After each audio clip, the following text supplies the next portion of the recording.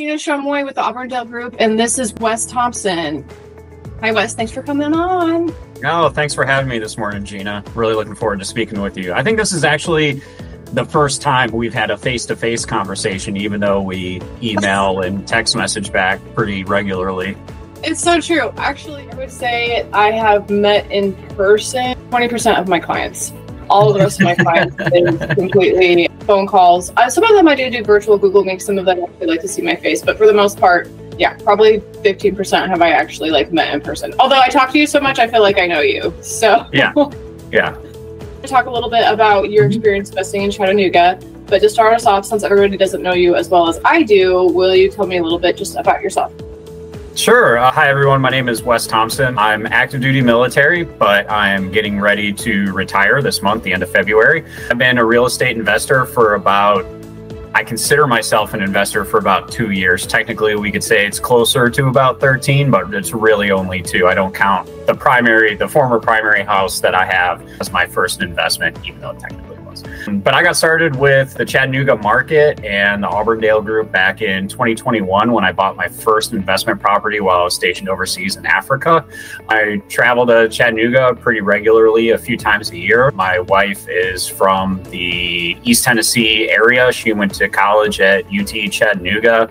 Still have a lot of family and friends that live in the area. And we love Chattanooga. We got married in Chattanooga at the Choo Choo, and then had our reception on the riverboat there. So yeah, we love the city, and thanks to Auburndale Group, I've built an amazing team support structure there in Chattanooga that allows me to invest from out of the area, and I couldn't be happier as an investor. I love it. I didn't know you got married at the Choo Choo. That's so funny. Yeah. Yep. That's awesome. You really know the area. Okay, so can you tell me? I also know that the Chattanooga Choo Choo recently changed ownership, and when I saw it come on the market, I said to myself, one day I'm going to own that hotel. Hashtag goals, right? So how did you get your foot into real estate investing?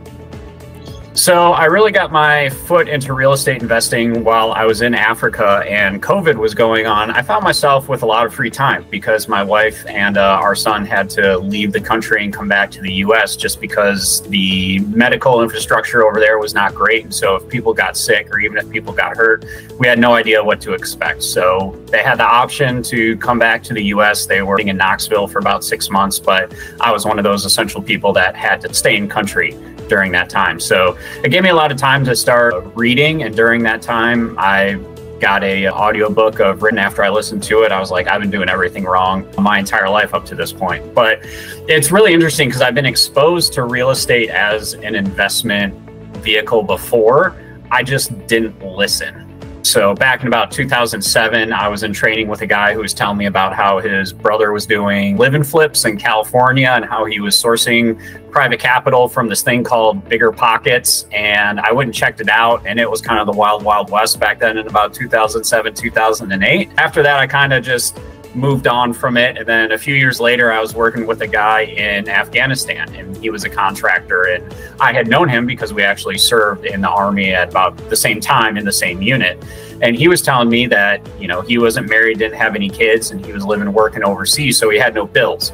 And so once a year, essentially, he would come back to the US on vacation time, and he would come to Maryland, and he would buy a house in cash right outside of Fort Meade, Maryland, with everything he had saved, and then he would start renting it out.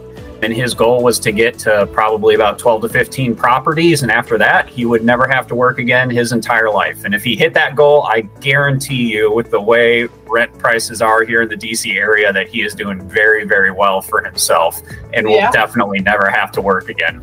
So I got started in real estate after reading Rich Dad, Poor Dad. And then the Facebook algorithm got a hold of me as I was looking and listening to things about real estate investing. And I found a company called REI Concierge, and they help Americans living abroad invest in real estate in the US. And the owners of the company, one of them is a very successful real estate agent whose wife is in the Foreign Service, and the other owner, her husband, was in the Foreign Service, and she is actually from Chattanooga, and she has a very healthy portfolio in the area. So after listening to them, and I couldn't think of wanting to get started in Chattanooga after talking about it with my wife. Couldn't have thought of better people to link up with to help me on this journey. So I signed up with them as a client, helped me analyze, various markets, but in our hearts, we always wanted to do Chattanooga. So Lisa introduced me to Adrian and the Auburndale Group. And ever since then, you guys have been my go-to boots on the ground real estate professionals. I love it. I love it. I actually, side note, as people may know, I was in the medical field before I got into real estate. And I actually was speaking to a physician who is very much into investing. And sometimes I wonder why he was even working, because I know he just I think he did it to keep himself busy. But he actually recommended to me Rich Dad Poor Dad. And that was probably 5 years ago. And it changed my world. Completely changed my entire mindset, flipped everything I'd ever thought of, completely 180, and you start to look at the world in an entirely different lens, and so that's when I actually first started thinking about building wealth and, having my money work for me, not working for my money. So that's really cool. So how many deals at this point have you done with the Auburndale Group? So I think the one we closed on in November was our third deal there in Chattanooga. I haven't been as aggressive as I'd like to be because I had a 5-year plan that included me staying in the Army. And now that I've decided to retire, my life is changing. So there's some other things that are just priority over, real estate investing. But it's been a fantastic journey. I mean, the Auburndale Group has introduced me to fantastic lenders, property managers, contractors in the area. A deal in November that we closed on, that was both of our first creative finance deal, doing subject to deal that worked out fantastically, I think, for everybody involved.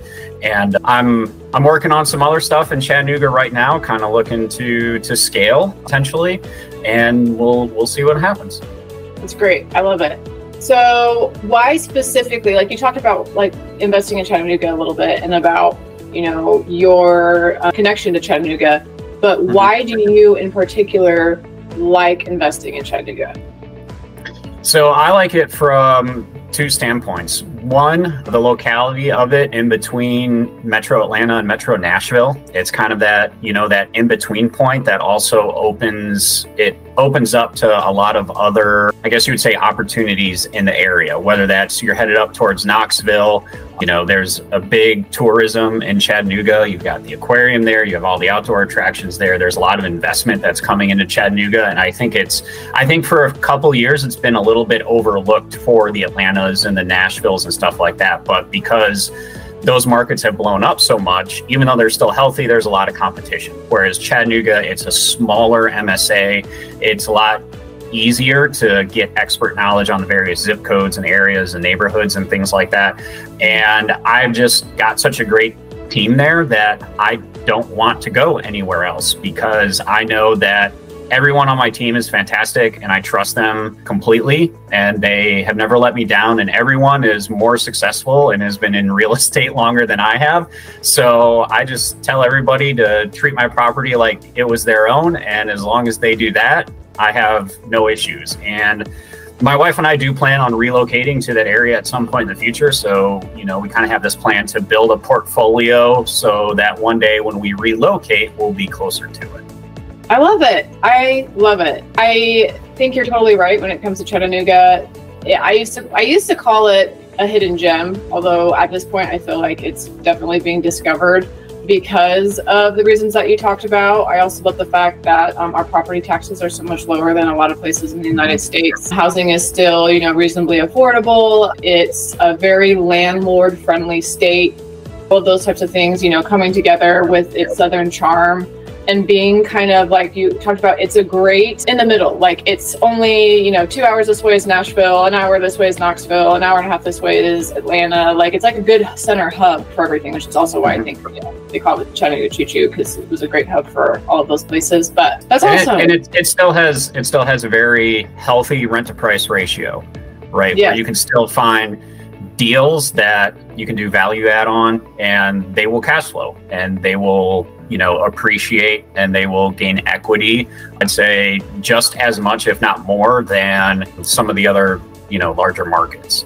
Right. In a lot of areas right now, they're either not appreciating, or some people are even accepting negative cash flow. Like there are areas where people are investing and they're accepting the fact that they're going to have negative cash flow. I don't know how you scale with negative cash flow. I mean, I guess. Yeah, it's funny you should mention that, because I was actually watching a replay video from a mastermind that I'm in yesterday, and they were talking about some people actually do buy negative cash flowing opportunities from wholesalers, off the MLS and stuff like that, because they can do lease options or they can sell them on mortgage wraps and they can actually cash flow off of them that way. So they're usually not properties that they're holding on to more than 3 to 5 years. But if they were to turn into a long-term rental, they have negative cash flow, whereas they sell it on a wrap or do it on a lease option where they don't have the maintenance overhead and things like that, they can actually cash flow pretty significantly, but it's also not something they can hold on to for the long term. Yeah, so it really just depends on what your investment strategy is. Like, what are you looking for at that property? Yep. Which I think speaks to another point of how there's not one way to invest in real estate. Like there's so many different options, and you can look at a deal and initially maybe think, oh, well, this isn't a good deal. But, if you can look at it from what potential does it have, or what investment options are there, kind of like you said, talked about creative financing or different things like that, you can turn what would have been, a loss in multiple ways into a win-win for somebody, which, is things that I think a lot of people, we're just kind of tapping into that. At least I have been learning about just over the last couple of years. I really had no idea all the potential and possibilities that there were. So yeah. And that's one of the things I love about real estate, especially what is typically referred to as the creative finance, kind of space, where you're not going out getting a traditional mortgage, buying it traditionally off the MLS or something like that. But to me, it's like a puzzle. And you have all these different strategies, these different pieces of the puzzle. And for any single opportunity that you might potentially find yourself in, you can take pieces of that puzzle to put a picture together that solves, a problem for the seller, that still makes it a great deal for the buyer. The subject to that we did, agents still get paid commissions, everybody's problems get solved, everybody makes money, and it's a win-win all the way around. And nobody is walking away from the deal feeling like they got shortchanged or anything like that. So that's one of the things that I love about real estate. But 3 years ago now, when I was sitting in Africa, before learning about real estate, I only thought there was one way to buy a house. And then learning that there's multiple ways that you can do that, residential side, the commercial side, I find it all fascinating, and I love being more educated in it. I love it. And that's probably why you and I get along so well. Yeah, well, I think it's a game. Deep down, it's a game, and it's about how good can you get at that game, and strategic, being strategic on things. So I don't know about you, but I really like games, but I really like strategic games. So anyway, but okay, so last question and we'll wrap it up. If you could give one piece of advice, what would your one piece of advice be to a new investor, somebody who's just starting out? If you could say one thing, what would it be? The one piece of advice that I would give, and I've given this multiple times, is be comfortable taking imperfect action, right? And that kind of goes along the lines of the analysis paralysis thought, where you're finding reasons not to do something, find reasons to do something. And when you're about 80% there, take the action that you need to get you across the finish line, right? That doesn't mean that you need to be reckless. It doesn't mean that you don't need to do your homework. You don't need to do your analysis.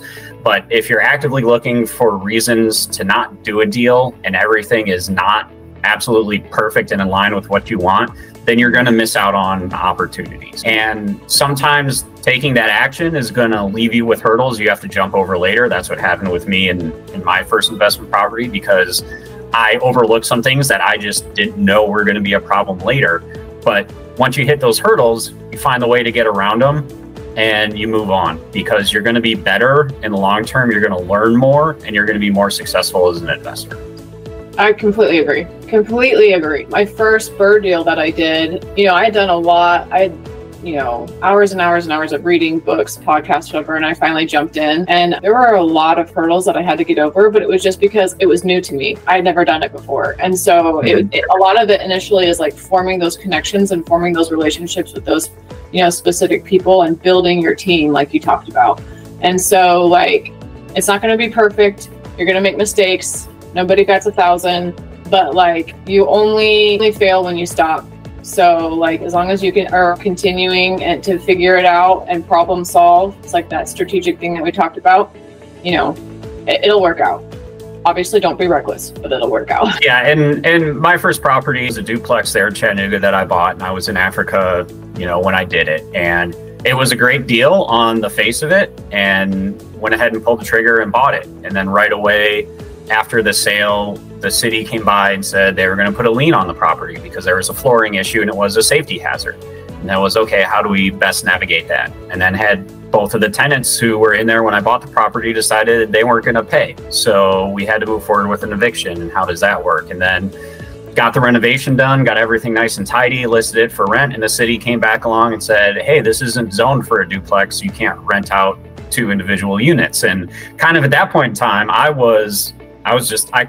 called Adrian. I was like, let's just sell this property. It's a headache already and I'm over it. But then I thought to myself that, you know, if I just walk away from this right now, I'm never going to get better and, you know, and learn more. So my property manager had never encountered a zoning issue before. But when I went back through all of the purchase documents, all of the warning signs were there. So all of the warning signs were there. I didn't know to recognize them because I was a new investor. This was the first time doing it. But after calling the city and saying, hey, I'm facing this problem, I don't know how to handle it, everybody was super helpful. We worked through the rezoning process. It got approved. Everything was good to go. But I became a better investor because of it, because now I know how to navigate the zoning maps. I know how to pull the things up. I know how to look at tax assessors and, you know, all those different things that if I see that in the future to be a potential issue, I know what it will take to mitigate it, which is why I now actively look for residential multifamily properties that aren't zoned correctly. So. Right, because you know how to figure that out. You've worked that, you know, that piece out. And so now it's not an obstacle for you, it's almost an opportunity. People would see that and they would just say, oh, no, I'm not doing that. I'm not dealing with it. But for you, because people aren't willing to deal with that, it weeds out your competition. It also made me smart in the fact that I know the risk that comes along with doing something like that too. Because in the end, they might not approve your rezoning. So if you buy, you know, say a house that's a triplex that's not zoned for that, it was someone just turned it into a triplex, they've been able to fly under the radar. Well, if I don't get that approved, if they don't approve it, right, what does that risk look like to me? And so I'm willing to take on that risk, but it has to be enough upside for me to consider doing that. And if I can't get it, then it's a deal I'm not going to get into. Right, exactly. Well, that's awesome. I love it. I love hearing people's stories and I love seeing people succeed. I love helping you succeed in the small part that we've been able to play. So Wes, thanks so much for coming on, and I'd love to maybe hop on a call in the future and we can talk about, you know, your progress and where you come from, or, you know, from now until when we talk next, and kind of go from there. Yeah, absolutely. Happy to talk to you anytime, which is almost daily now. So that's all right. We love it. All right. Thanks, Wes. Talk soon. Have a good one. Bye, Gina. Bye.